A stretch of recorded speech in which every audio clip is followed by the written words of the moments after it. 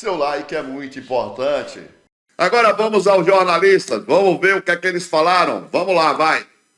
Olha que coisa sensacional. Vamos prestar atenção aqui, começando por essa lapada aqui, ó. Essa lapada da Eliana Cantanhede, tá certo? Vamos embora. O Congresso brasileiro está fora de controle, né? Porque você pegando todas as decisões, aquelas 3 decisões bombásticas da semana passada e essa decisão de hoje, essas 2 decisões de hoje, o que você tem? Você tem, Eric, que o Congresso Nacional está em choque com o Executivo, em choque com o Judiciário, em choque com a opinião pública. Numa expressão muito coloquial, o Congresso... Pessoal, ela falou em 3 decisões. A da semana passada é exatamente a que deixa a conta de luz mais cara. E as 2 de ontem, a derrubada do decreto do IOF e a abertura de vaga para mais deputados. É disso que a Eliana está falando, tá?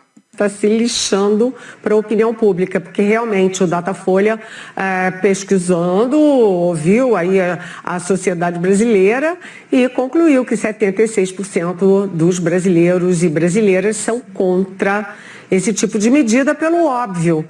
O Congresso brasileiro custa muito caro, né? Além dos salários de suas excelências, você também tem aqueles penduricalhos todos, né? Tem direito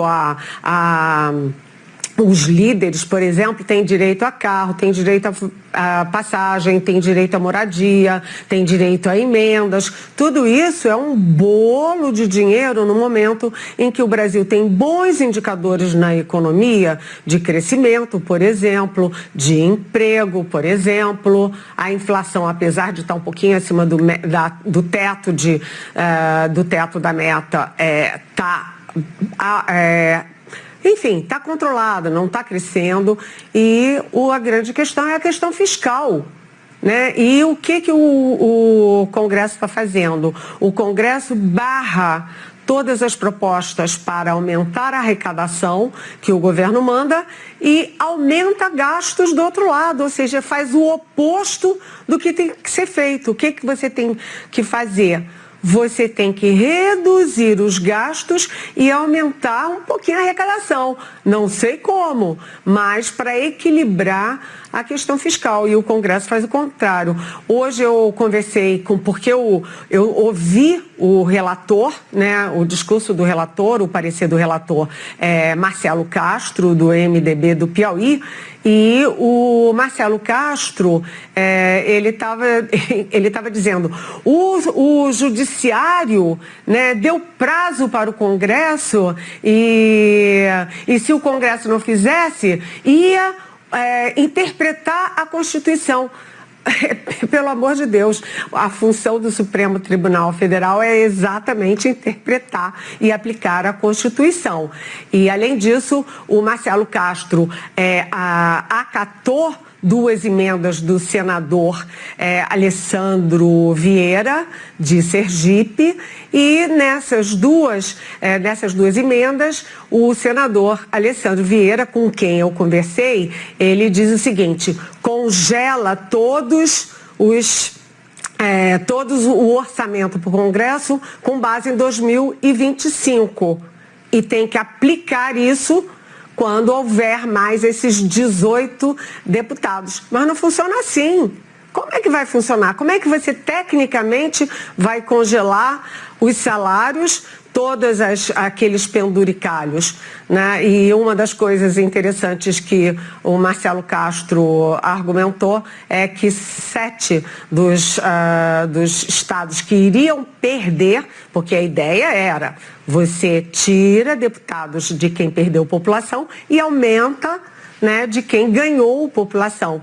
Eles aumentaram de todo mundo, né? Enfim, e o Marcelo Castro diz que 7 dos estados que perderam são do Nordeste, portanto, são os mais pobres e que, portanto, isso era contra o Nordeste. Não tem nada disso. A decisão do Congresso, da Câmara, é contra, sim, as contas públicas e contra, portanto, o país. Eu acho que a gente não é muito chegada a Eliana, não. De vez em quando ela dá umas errada braba. Mas nós temos que concordar que essa fala da Eliana, ela foi simplesmente cirúrgica. Mas tem mais, vamos lá. Aqui nesse caso, o Fernando Mitres, da Band, vai falar sobre a criação de vagas para deputados. Vamos ouvir? Andou a passo de ganso no Congresso o projeto que aumenta o número de deputados, na contramão do que vários países estão fazendo, como aconteceu na Itália, que recentemente cortou vagas no parlamento.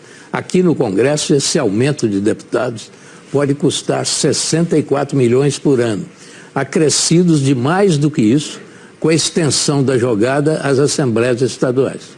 É preciso conferir isso. Mas o mais incrível é que esse projeto vem como resposta à determinação do Supremo que mandava refazer a relação entre eleitores e eleitos baseado no IBGE, mas reduzindo vagas em alguns estados. O projeto simplesmente inverteu o raciocínio. Em vez de reduzir, aumentou. Mais uma evidência de que os nossos congressistas, atuando em bando, grande parte deles, além da hipocrisia de pregar corte de gasto, não estão nem aí para o interesse público, nem mesmo para a sua imagem. Gente, mais uma fala cirúrgica, né? Gente, vamos descer o dedo no like, por gentileza. Olha, gente, presta atenção que nessa fala da Miriam Leitão, ela incentiva o governo a ir ao STF. Ela chega a dizer que se o governo não for ao STF é porque ele está com medo do Congresso. E entenda por que ela diz isso. Vamos ouvi-la, vai. Bom dia, Ana Luísa. Bom dia a todos que acompanham o Bom Dia Brasil. Era, assim, uma matéria controversa, o IOF aumentar, mas o problema é que o Congresso não poderia fazer, segundo todas as minhas apurações, não poderia fazer um projeto de decreto legislativo para derrubar um decreto do governo sobre aumento de alíquotas de imposto, porque isso é prerrogativa exclusiva do Executivo. Então, ele só pode fazer um projeto de decreto legislativo quando o Executivo está exorbitando de suas atribuições. Mas, nesse caso, não. O que está acontecendo é o contrário. Então, o governo, ele pode ir à justiça, sim, para reverter essa derrota. Mas, até agora, não tomou essa decisão. Eu acho que, se ele não tomar essa decisão, mostra que ele está com medo do Congresso. E isso é muito ruim, se ele estiver acuado diante do Congresso. A votação foi 383. Muita gente nos seus estados ainda votando online, mas o fato é que essa foi uma grande derrota do governo e já se esperava que no EF sim, mas veja que o Davi Alcolumbre, senador, falou também da medida provisória, aquela medida provisória que aumenta o imposto de quem tem que pagar mais, como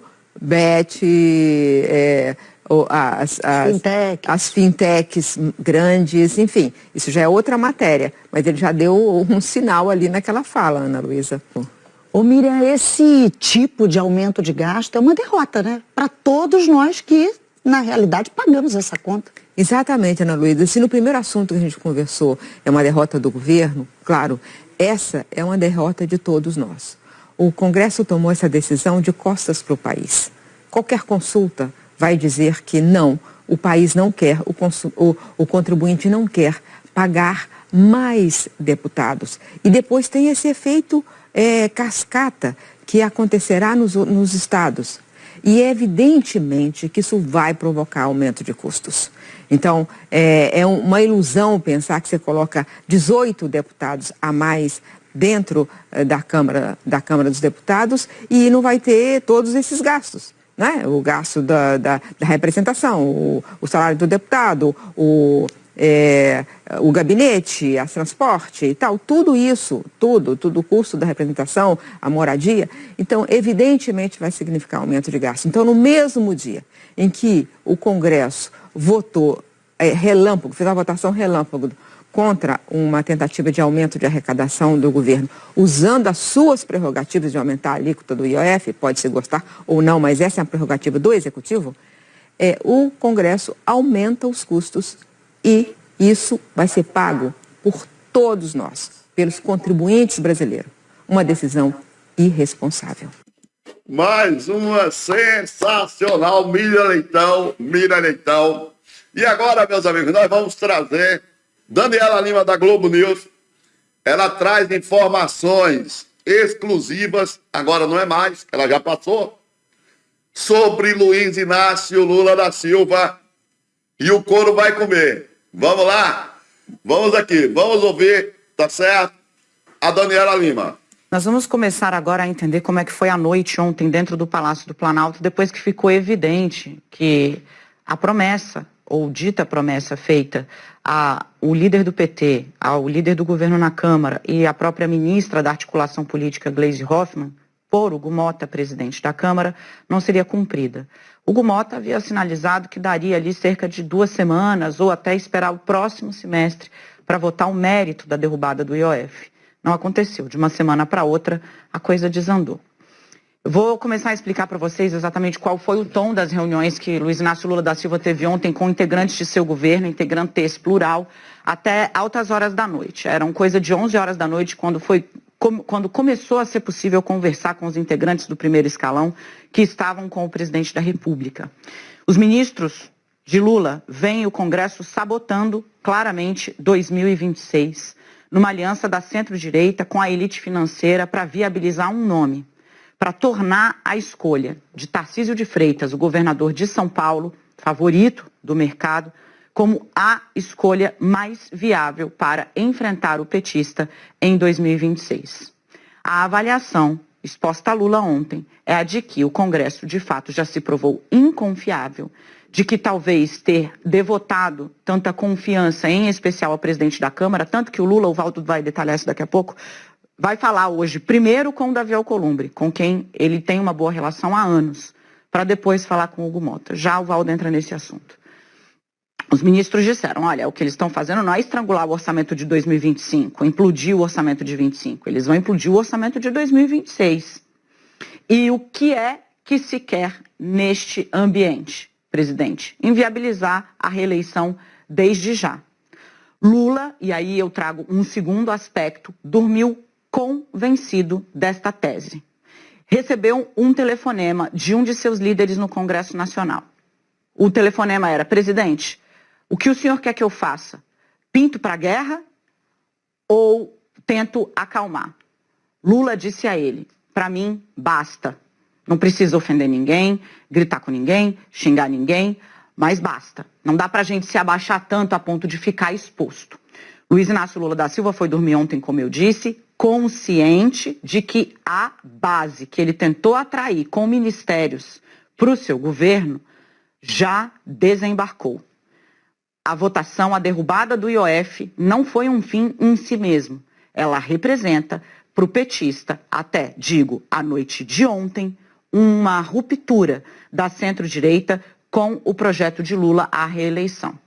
E aí você olha para a reforma que não foi feita e foi prometida por Lula nos ministérios, e ontem uma pessoa que conhece muito profundamente o presidente me disse, eu não acho que ele vai mexer mais.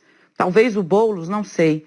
Mas o que fica claro é que o Lula hoje já tem consciência de que o que vai com ele para a disputa da reeleição é o PT, é o PSB, talvez o PDT, PCdoB e o PSOL. É isso. É esse pessoal quem vai com ele. E talvez metade do MDB. Por que metade do MDB? Eu explico já já. O presidente foi dormir disposto a partir para o enfrentamento na política e o enfrentamento na justiça. Hoje, ele disse, eu vou, acho que é isso, acho que deu, acho que está claro o que aconteceu, eu vou meditar durante a noite, falar com o Messias, advogado-geral da União, para ver a viabilidade jurídica do questionamento no Congresso. Abro um parêntese aqui, Fernando Haddad disse para Lula que, no entendimento dele, é claramente inconstitucional o que fez o Congresso Nacional ontem, explico já já o motivo.